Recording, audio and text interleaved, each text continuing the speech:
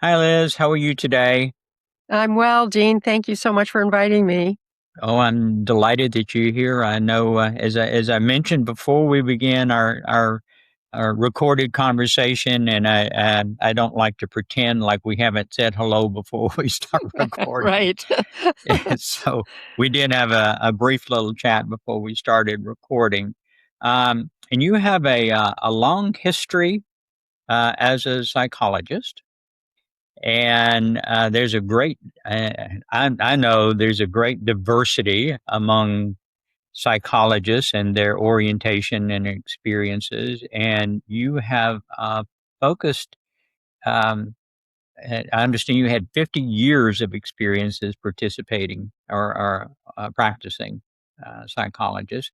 And as you have aged, you have focused some of your effort on understanding that process and what changes as we near the end of the road, which I am too. I share that posture with you.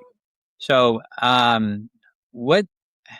How would you explain the primary significance in your outlook on life at this stage of life as opposed to any other stage of life that you've experienced? Oh my. Well, it certainly is a different stage of life, that's for sure. Yeah, I was just reading that the average lifespan for women in the United States is 81.4 years. Okay. And I'm almost 80. So that's frighteningly close. Yeah. Um, yeah, so yes, I've been in private practice for almost 50 years. It's been an amazing experience. And I've also been a serious writer for, let's see, about 20 years. I have a memoir that came out in 2019 and a lot of short stories that were published before that. So I think of those as different and overlapping in some ways pursuits on my part. Um, so certainly the issues of mortality and loss and you know dealing with death have come up in my experience as a psychologist. Of course they have. Of Hmm. course they have. Um, my husband died in 2000, in 1999. So that's 27 years ago. Hmm. Which, you know, somebody asked me, I remember at the time, if I dealt with uh, people that were grieving in my practice. And I remember saying, well, I thought I did, but once you have such a personal experience of going through someone's death, a loved one's death, it gives you a lot more, a very different kind of insight than when it's just a kind of theoretical Right. experience, Certainly. right? So yes, I've had a lot of experience dealing with people that have grief and loss in their experience. At the same time, my own experience with my mortality really started to uh, um, kind of go off in high gear in 2014 when I was diagnosed with breast cancer myself. Hmm.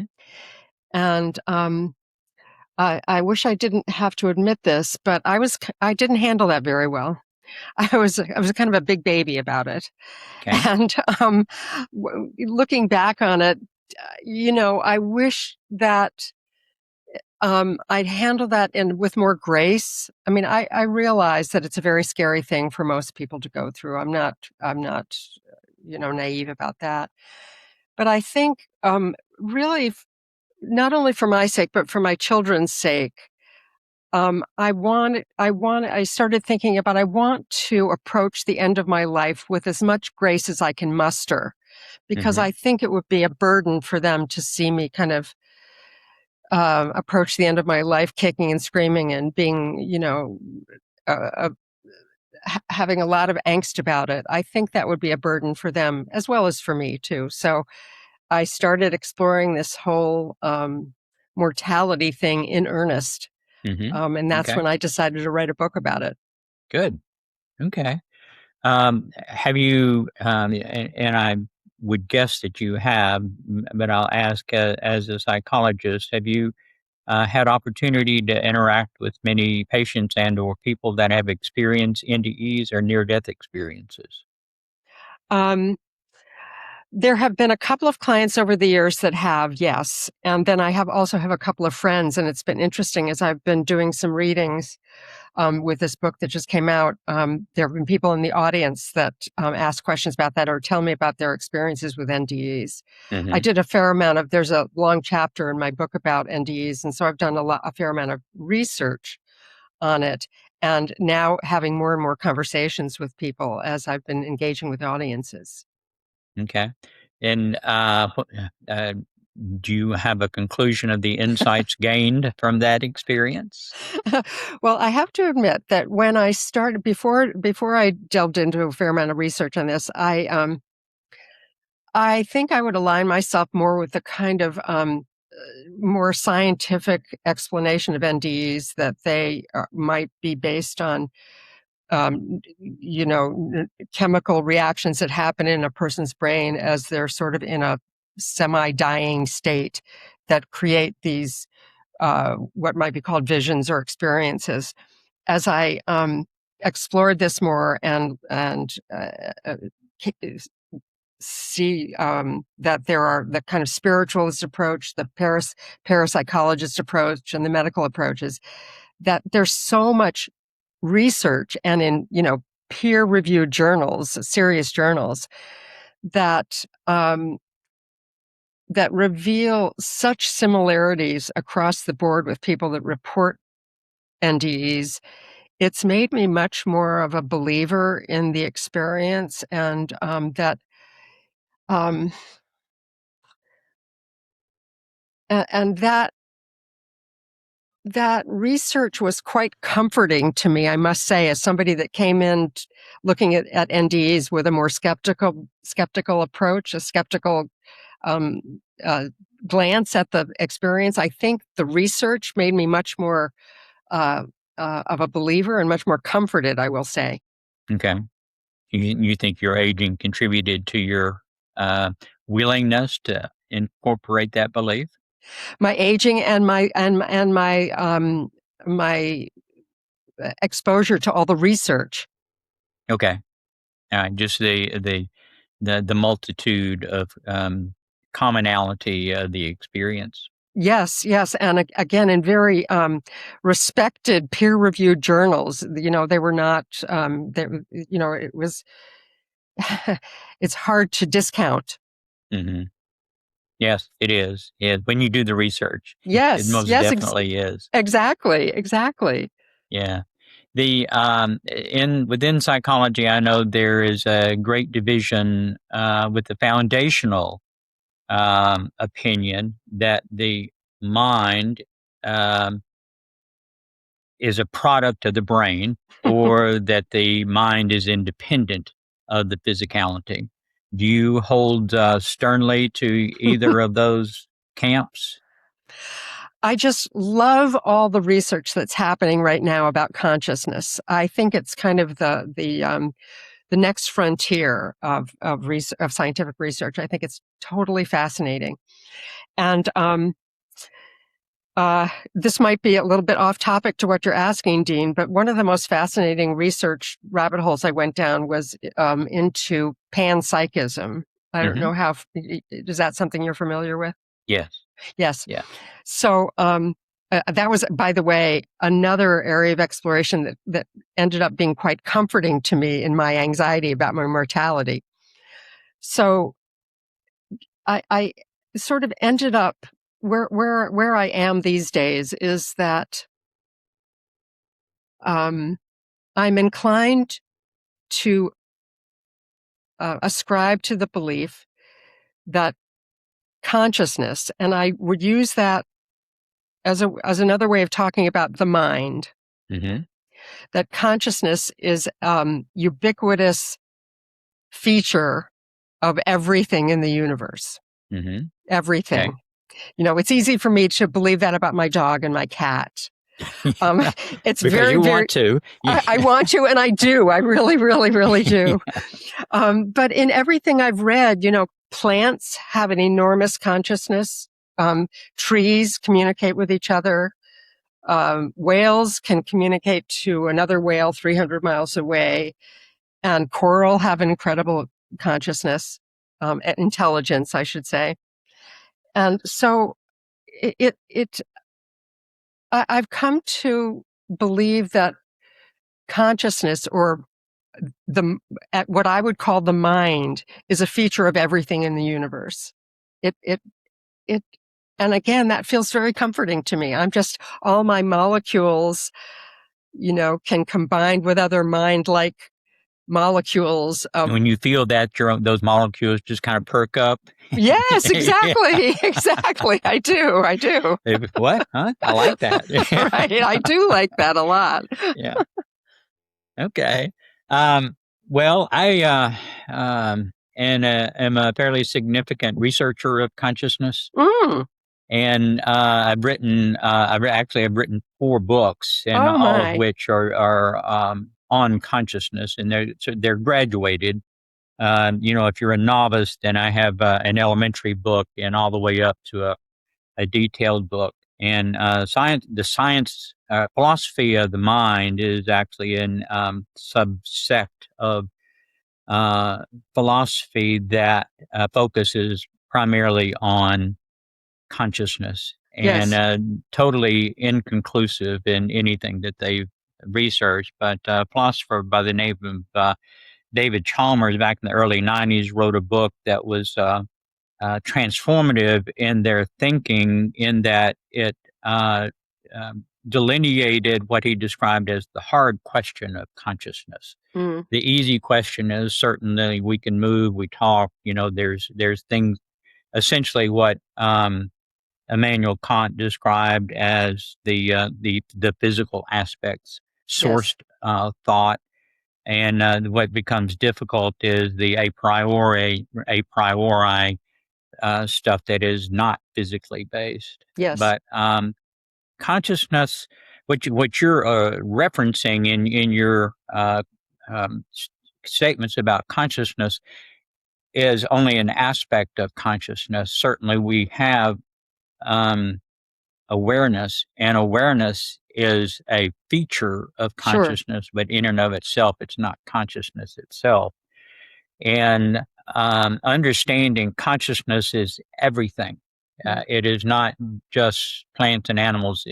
Everything is consciousness. Yes. And then you have to start questioning, how could that be so? And consciousness is actually stratified. There's an infinite number of layers of consciousness, of which we are participating within a range of consciousness. Yes. And so, with that perspective, and understanding that awareness is simply a feature of consciousness, kind of gives us the opportunity to add some dimension to that, and the other qualities that that we are tasked with exploring. We almost pervasively experience love. Love is another feature of consciousness that actually is beyond our capacity at this range of consciousness that we experience. So it's an interesting task. So getting back to your area of expertise, the mind, what do you perceive the mind to be? Such an easy question. Well, I told you, I want to try to go as deeply as we can. Totally. And I just love everything you're saying about consciousness. And yes, as I was mentioning coral and whales and all that stuff, and I didn't mention, of course, this glass or rocks or, the ocean or Mount Everest. I know that we're, in Panpsychism, that's all included too. Right. So the mind, and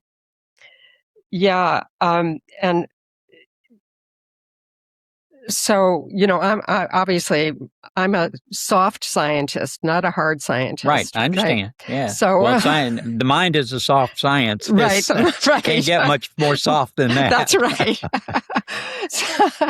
So, the mind. So that I think of the mind in a very physical sense, like the brain and thoughts and feelings and neurons that are firing and all that stuff. So that's the way I conceptualize the mind, and I separate it from consciousness. Mm-hmm. But again, that's a soft scientist talking, not a hard scientist. Right. I understand. Yeah. Mm-hmm. That you predicated that adequately, Yes. I think. So, okay. Well, as you know, there's great diversity within psychology as to that and what a mind is. And we, from a spiritual standpoint, we definitively are a mind, body, and spirit. Mm-hmm. Yeah. Which really doesn't tell us what those aspects are, right. what those elements are. Right. One of the things in talking to people that have experience in NDE is when they are in that stage of transition, when they hard science, the body is dead, but they still preserve before they come back into the body. They have a perception of self. And they maintain that perception of self. They know who they are, but they don't know where they are. Yeah. And so they maintain that perception of an autonomous being. And when they come back into the body, they just are, surprised. Oh, wow, that was interesting. Right. But they actually leave time and are outside of time when they begin that journey. And it's an experience that you can induce, that you can undertake without a physical trauma. You in meditation, you can have that experience of beginning the journey to reintegrate with your metaphysical self, which I've done, and that was quite interesting.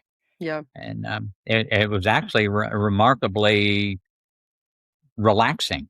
And you feel invigorated when you come back into your body. It's like, you had a little vacation, you come back and, okay, I'm ready to deal with all the problems again.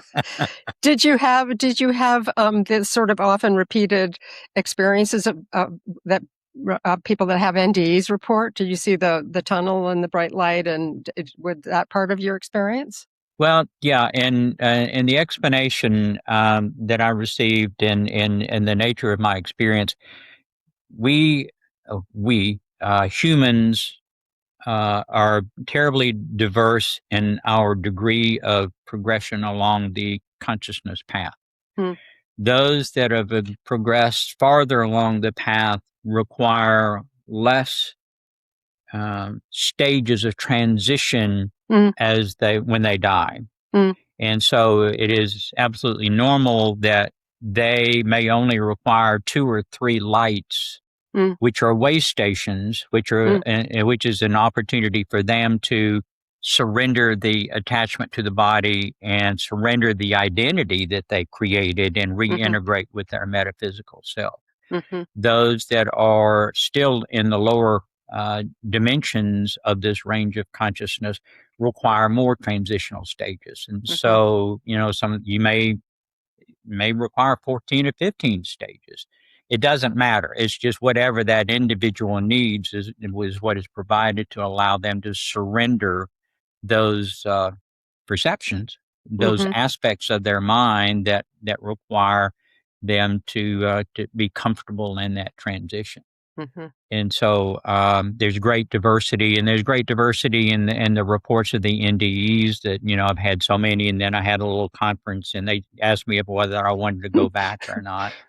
And that actually is all planned before they incarnate. And the purpose of them coming back is to be a messenger, to provide that comfortable information to the bulk of the population that is so shaped by pervasive hegemonic problems that cause them great stress. And so that's all part of the plan, all part of the process.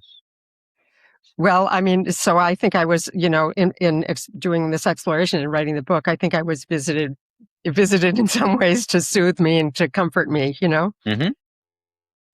Yeah. And when you recognize that, it's always there. Yeah. Regardless of what you're doing in life, that resource is always there if you learn to focus your awareness. Yes. Uh-huh. Yeah. And in your practice, essentially of helping people heal with what you have learned at this stage in your life, how would you describe to someone what healing is? Well, first of all, to begin with, it's a process. It's not a destination. Mm-hmm. I do not believe that there's a finish line where we spike the ball and do the victory dance. So that's the most important thing, because I think a lot of people come in or some people come in with the expectation that they're going to be healed, ED, ending in Right. ED. So that's But they're looking for a pill. They're looking for a pill. They're looking for an answer. They're looking for Right. the expert to tell them some what magic. to do. Yeah, some magic. And I quite soon into the process try to disabuse people of that. Mm-hmm. So, I guess there are certain basic principles. Like, I believe that, this is a kind of corny thing to say, but the truth will set you free. Mm-hmm. I believe that. So, I believe that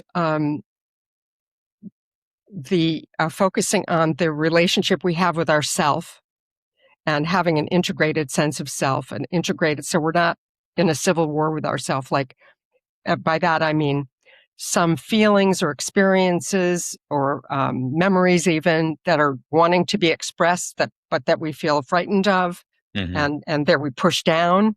I think that is a really important place to work, because as long as that tension of things that want to be expressed and our resistance to that is Right. going to leave us constantly in dis-ease, Mm-hmm. So I think healing process is becoming more and more willing to accept every part of ourselves, the parts that are not so pretty, the parts that we're afraid of, the parts that we disown. So I think that's a major part of our healing journey. Okay. The enlightenment process is defined as essentially a two-step process that we undertake. And first of all, it requires awareness of awareness. Mm-hmm. Yeah. And Yeah. while we are unaware, Yeah. unconscious, then this awareness that we keep talking about is actually directional. Absolutely. Yeah, and the awareness is pointed outside of us while we're perpetuating our experience of stress. And to begin the enlightenment process requires that we invert that same awareness and begin to become aware of what the problem is. Yep. Oh, absolutely. I completely agree with that. I think awareness is the first and most important stage of the process, becoming aware of what we're not aware of, increasing our awareness. And I like to think of having an ally sitting on your shoulder, Mm-hmm. that's like, oh, here's one of those times where maybe you're doing one of those things you don't want to do or you don't feel very good about. So whatever you can do to increase your conscious awareness, to bring up what's unconscious into our conscious awareness, I think is super important, really important part, general principle. Mm-hmm. Yeah, well, that is that's the teachings of the Stoic philosophers. Mm-hmm. Yep.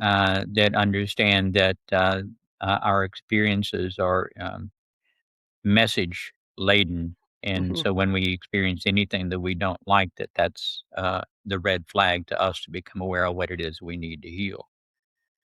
Exactly. Yeah. So Marcus Aurelius was very prolific in Yes, his exactly. understanding of that. Yeah, Exactly. so it's not a new concept by any No, means. not at all. And it's a foundational concept of most schools of psychology. Mm, okay. Well, that's good. That's good to know that there's commonality at that aspect of Totally, psychology. totally it is. Totally is. Yes, if we're walking around unaware of why we're doing things or why things are provoking us or why we're having these reactions, if we're walking around completely unaware, we're going to keep making the same mistakes over and over again. We're going to keep being unhappy and about our choices. It's a really probably one of the most foundational concepts. Yeah, I agree. Okay. Um, I will offer a statement for you that I think is funny with aging. I have a friend of mine that's father turned 100 years old. Hmm. And I went to his birthday party and I was asking him, I said, "So, okay, now you're 100 years old. What is different about your life?" And he paused for a moment and he looked at me and said, "Well, I have virtually no peer pressure left." Because he's got no peers left? No peers left, so he has no peer pressure left. That's cool. I will say, then this is a psychologist in me speaking. We can be pressured by people who are long dead and gone. Mm-hmm. You know, I have a lot of clients who are pressured by their parents who are already dead. Right. You know, so bravo to your friend that has no peer pressure left. It's not always the case. That's true. That's true. No, but those lingering, those are lingering beliefs that are part of the mind that we create. Yes. And surrendering, that's the second part of the enlightenment process. First is becoming aware of the, as you were describing earlier, but I hadn't named it, the emotional baggage that we carry, which are nothing more than the life lessons that have been brought to us we didn't learn at the time. And the second part is because we've liberated more energy by the healing of that emotional baggage, we become aware of those beliefs that we incorporated into that mind that perpetually attract the nature of our stressful experience. Yes. And as we do that, more of our authentic self, or as Jung described it, the true self, emerge, which in that nature of us is inherently happy, joyful. Yep. And so the happier we are, the better we have been about surrendering this erroneous perception of self. That makes a lot of sense to me. Yeah. Okay. Do you have some words of wisdom for both the young and the, as we are aging, group of a portion of our listeners? Well, here's another general principle of psychology, and that is that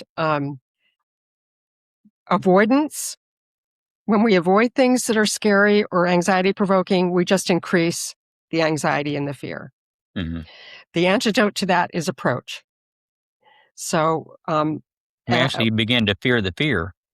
Totally, you do. So there's a second layer of anxiety then that takes place. Absolutely. Right. So this is I ended up sort of in my whole exploration of this mortality fear was kind of an exposure therapy course for me. So I just went down every single rabbit hole I could find and about mortality and death and so the more we can find a way to safely and gently explore the things that are frightening to us, that is the path to be on, I think, is finding a way to safely and gently explore your fears and not recoil, not avoid, not retreat, because that's just going to increase the fear. It seems like a good idea at the time to, put your fingers in your ears and not want to think about it, but it just increases your fear and your anxiety. Well, we've recently gone through, if we're past it, I'm not totally aware of it, of the helicopter parent phase. Well, now there's like the snowplow parent. Oh, is it? Okay. I'm not familiar. I'm past that stage in life. I'm not familiar with the snowplow. Yeah, that's eliminating every single solitary thing that's going to get in the way of your kids. Oh, so they don't stumble on anything. So whatever the helicopter parent was, this is magnified? Magnified. Oh my gosh. I know, it's bad, isn't it? Yeah. So we're teaching them not to even recognize the fear, much less contend with it. Yeah, and I have a 18-year-old grandson who's getting ready to head off to college in the fall, and he's going to college in Ireland, so he's going to be very Oh, far away. oh, And okay. his mom, my daughter, I'm so admiring of her way of parenting, because it's like, well, he needs to figure this stuff out. He needs to figure this stuff out for himself. He needs to stumble. If he needs to stumble, then, that's part of his learning process, part of his maturing. And, I can feel some of my sort of instinctual wanting to protect him. I can feel the instinct bubbling up. Right. And then I hear her very wise voice, and I remind myself, that's right. We can't learn these things for him. Yeah. We cannot learn these things for him. Yeah, that's great. I lamented it. This has been many years ago when my own children went off to college, and of course we, loaded up the cars and hauled them off to the dorm room for the beginning semester. And I reflected back on my years. My mom said, loaded up the car and said bye. Me too. So- Me too. Me too.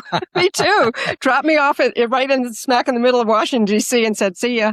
Yeah, well, I went 400 or 500 miles to Michigan, so in a completely different environment because they had winter, and I wasn't accustomed to winter. Right. That's a Yeah, shock.